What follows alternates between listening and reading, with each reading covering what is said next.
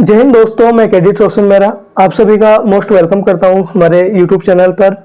अब हम अपना स्टार्ट होता है एनुअल ट्रेनिंग कैंप डे 7 6 तक अपने कंप्लीट कर लिया। मॉर्निंग में हमको यहाँ पर जॉगिंग या योगा ना हो करके हमको मिला स्पोर्ट्स। तो यहाँ पे टग ऑफ वॉर स्पोर्ट्स की रस्साकशी में करवाया गया था और इवनिंग में इसका फाइनल मैच हुआ था, है ना। और इस दिन मैप रीडिंग का हमको पार्ट 3 करवाया गया था। देखो इसमें हमको क्या सिखाया गया था मैप रीडिंग के पार्ट 3 के अंदर, how to set up map with a compass, यानी कंपास से मानचित्र को कैसे सेट करते हैं। तो हमको जो हमारे सीनियर सर थे और मैडम थी, उन्होंने हमको प्रैक्टिकली भी ये चीज़ें सिखाई थी। इसमें अक्षांश होते हैं एक मैप में, जब हम प्रैक्टिकल टेस्ट देने जाते हैं 2 ही अक्षांश मिलेंगे। अक्षांश प्लस कंपास को अपन डायरेक्शन में रखते हैं तो ये मैप सेट होता है। चलो अपन देखते हैं नेक्स्ट। मैप को 2 तरीके से अध्ययन किया जाता है, क्राफ्ट हो गया, दूसरा प्रैक्टिकल हो गया। मैं ये लॉन्गिट्यूड और लैटिट्यूड होते हैं। इसमें मदर लैंड जो एन है इसको मदर लेटर कहा जाता है, ये 5 लाख वर्ग मीटर पर बदलता है। और जो कैपिटल एस है इसको कैपिटल लेटर, जब बड़ा दिख रहा है तो इसको कैपिटल लेटर कहा जाता है। ये 1 लाख वर्ग मीटर पर बदलता है। ये चीज़ मेरे को बहुत कम समझ में आई थी वहाँ पर, आई थिंक। अब दूसरी चीज़ में इसमें मैप रीडिंग का पार्ट 3 जो अपना चल रहा है, उसमें अपने को बताया ground to map, map to ground. देखो ग्राउंड टू मैप में क्या होता है, भूमि या जमीन से कोई भी जगह मानचित्र पर ढूंढना, इसको ग्राउंड टू मैप कहा जाता है। मैप टू ग्राउंड किसको कहते हैं, मानचित्र से कोई भी जगह या भूमि पर ढूंढना। सेना में अधिकतर 1 इंच इक्वल टू 1 मील अथवा 2 सेंटीमीटर इक्वल टू 1 किलोमीटर मापक वाले मानचित्र का प्रयोग किया जाता है, जो अपन ने पहले देख लिया है। अब इसके अलावा फिर हमारी क्लास हुई थी मैप रीडिंग के बाद कंपास की। कंपास के पार्ट्स के नाम हमको बताए गए थे, इसका यूज कैसे किया जाता है, इससे अपन किसी ऑब्जेक्ट को या वस्तु को कैसे देखते हैं, इससे डिग्री कैसे मापते हैं। अब देखो बेसिकली सारे पार्ट्स के नाम से इसमें, लेकिन मेन तो मैं आपको बताता हूँ। ये जो यहाँ पर ये पार्ट होता है इसको टंग कहा जाता है, ऊपर ये टंग नोच होती है। फिर ये एक लाइन होती है जिससे अपन ऑब्जेक्ट को फाइंड आउट करते हैं या मैप में डायरेक्शन पता करते हैं, मैप सेट करते हैं, तो ये हेयर लाइन होती है। इसके अलावा ये हिंज होता है, जो ये कब्जा होता है, जो यहाँ पर ये जुड़ा हुआ है, अपन इस चित्र में देख सकते हैं क्योंकि ये ब्लैक एंड वाइट है, ये कलरफुल है। ये एक ग्लास प्रोटेक्टर होता है, ये ग्लास प्रोटेक्टर होता है, ये विंडो होती है इसकी। ये इसमें जैसे दिख रहा है ना वाइट कलर की, ये क्या हो गया, ये विंडो हो गई। और ये जो पूरा आ गया ये किसका है, ये ग्लास प्रोटेक्टर आ गया, ठीक है। Prism case, side sling, thumb ring, card, dial, जिसको अपन कहते हैं डायरेक्शन मार्क्स। अब ये देखो रंगीन है तो इस चीज़ से अपन देख सकते हैं, और बाकी बहुत सारी चीज़ें हैं। अब देखो अपन इसको वस्तु या आइडेंटिफाई की डिग्री कैसे, तो इसमें ये है, कई बार अपन टंग नोच से भी देख सकते हैं। अगर वो क्लियरली नहीं विजिबल है तो हेयर लाइन को अपन किससे, प्रिज्म से मिलाते हैं। हेयर लाइन को प्रिज्म से मिलाने पर अपने को वस्तु की डिग्री पढ़ना होता है ना, वस्तु की डिग्री पढ़ना होता है कंपास के अंदर। चलो नेक्स्ट देखते हैं। अब कंपास में देखने पर अपने को 2 डिग्री दिखाई देती है। एक डिग्री 1 से लेकर के 180 तक, दूसरी अपने को दिखाई देती है 181 से 360 तक। अब अपने को देखो जब अपना टेस्ट होता है तो अपने को फॉरवर्ड बेयरिंग निकालनी होती है, यानी कि अपने को इनको स्टडी करना होता है। जब इसमें निकालना होता है टेस्ट के दौरान तो 181 से 360 वाली डिग्री, यानी कि उसके अंदर वाली यानी नीचे वाली डिग्री को अपने को पढ़ना होता है। इसके अलावा अगर आपको पता हो तो ऊपर वाली यानी बाहर वाली बैक बियरिंग भी अपने को ज्ञात करना होता है। इसके अलावा अपने को सर्विस प्रोटेक्टर के बारे में बताया जाता है। सर्विस प्रोटेक्टर में भी जैसे कंपास में 2 डिग्री होती है, वैसे इसमें भी 1 डिग्री से लेकर के 180 तक होता है, फिर 181 डिग्री से लेकर 360 तक होता है।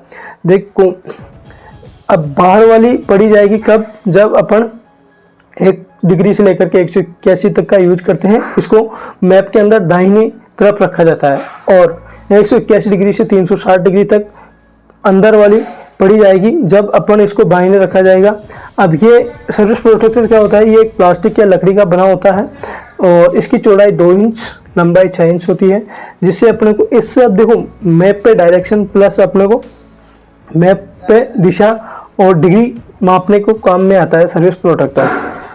फिर हमारे इसके बाद हमारी क्लास होती है कौन सी, साइबर क्राइम की, है ना। साइबर क्राइम की क्लास होती है। इसमें हमको सारी चीज़ें बताई जाती है। साइबर क्राइम कैसे होता है, या आपको कैसे डिजिटल फ्रॉड हो गया, या ऑनलाइन क्राइम हो गया, डिजिटल अरेस्ट हो गया, जो डिजिटल अरेस्ट करते हैं और पैसे ये सारी चीज़ें लेते हैं। डिजिटल अरेस्ट हो गया, म्यूल अकाउंट्स, जो डिजिटल अरेस्ट करते हैं, जो रॉबरी के पैसे मांगते हैं, म्यूल अकाउंट्स का यूज़ करते हैं। डीफेक हो गया, चाइल्ड फॉर्म्स हो गया, मेल नोटिस हो गया, इनके द्वारा अपने साथ क्या हो सकता है, ऑनलाइन फ्रॉड कह सकते हैं, डिजिटल फ्रॉड हो सकता है ना। तो अपने को क्या करना है कि हड़बड़ाना नहीं है, गो एंड वेरीफाई करना है।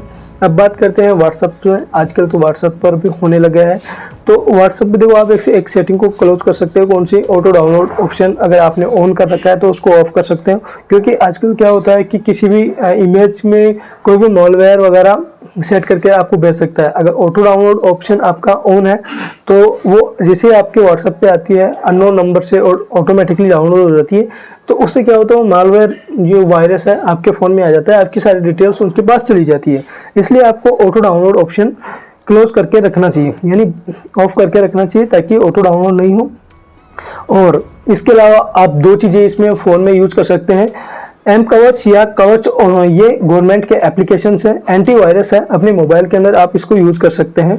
इसके अलावा आप संचार साथी पे जाकर के बहुत सारी चीज़ें सीख सकते हैं और देख सकते हैं, और वहाँ पर अपने नंबर पे डाल करके ये चेक कर सकते हैं कि आपके जो नंबर पे आपके नाम से कितनी सिम चल रही है।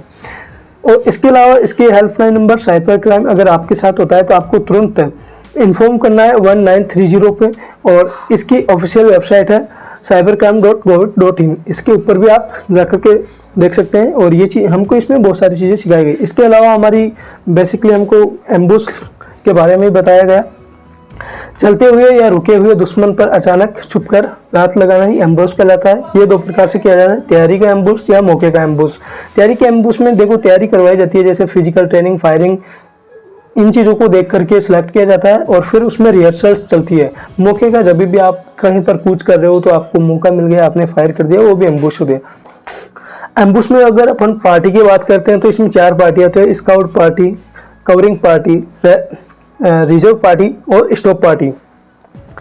अब इस पार्टियों का काम क्या होता है, जैसे सबसे पहले स्काउट पार्टी चलती है, फिर कवरिंग पार्टी होती है, उसके बाद में रिजर्व पार्टी होती है, फिर स्टॉप हो गया, है ना, स्टॉप पार्टी हो गया, ये किलिंग एरिया हो गया। अब यहाँ पर अगर देखो गोलीबारी या आवाज़ें हो रही है और यहाँ अगर अपन दूर दूर है तो यहाँ पर सबसे बेटर अपना कम्युनिकेशन होना चाहिए, है ना। इसके लिए अपने को उन चीज़ों का नॉलेज होना चाहिए। अब इसके बाद हमको थोड़ा फायर कंट्रोल ऑर्डर के बारे में बताएगा। युद्ध के समय भिन्न भिन्न आवाज़ें आती हैं, तब सेना के उच्च अधिकारियों द्वारा दिए जाने वाला फायरिंग संबंधित आदेश ही फायर कंट्रोल आदेश होता है। ये दो प्रकार से दिया जाता है, फायर डायरेक्शन ऑर्डर और दूसरा है फायर कंट्रोल ऑर्डर। फायर हमेशा दो प्रकार से किया जाता है, एक है सेकेंडरी, दूसरा है वितरित, यानी कि कंस्ट्रक्टेड, और दूसरा है डिस्ट्रीब्यूटेड। और आर्को 5 भी होता है। आर्को 5 में आप जैसे यहाँ पर खड़े हैं, आपके सामने ये ऑब्जेक्ट्स है, तो आपको आर्को 5 में फायर करना है। जैसे ये ओ है, ये ए है, ये बी है, ओ ए और ओ बी के बीच में ये है, तो इसका आर्को फायर हुआ ए बी, है ना, जो कि फायरिंग रेंज है। जय हिंद ऑल ऑफ यू।